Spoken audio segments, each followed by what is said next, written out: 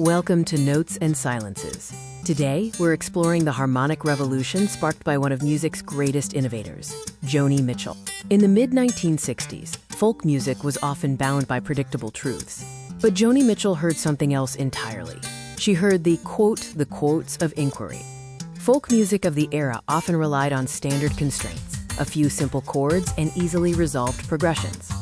By twisting the tuning pegs, Joni didn't just change the pitch. She dismantled the very architecture of the folk tradition, creating a new sonic palette. Let's explore the technical foundation of this genius, beginning with the anatomy of her complex open tunings.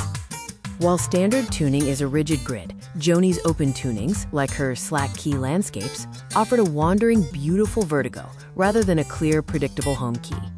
Interestingly, many of these tunings were born from necessity, the physical limitations imposed by a childhood bout with polio, requiring easier chord shapes. Her use of suspended chords fundamentally challenged the standard major-minor binary common in 1960s music. In her world, a chord often remains an unanswered question. Open tunings accessed internal drones, allowing the guitar to ring out with complex, sustained resonance. These drones gave her acoustic guitar the layered, ringing quality of instruments like a dulcimer or the deep resonance of a cathedral bell. This innovative technique quickly became her new standard, introducing complex polychords that layered distinct emotions within a single strum.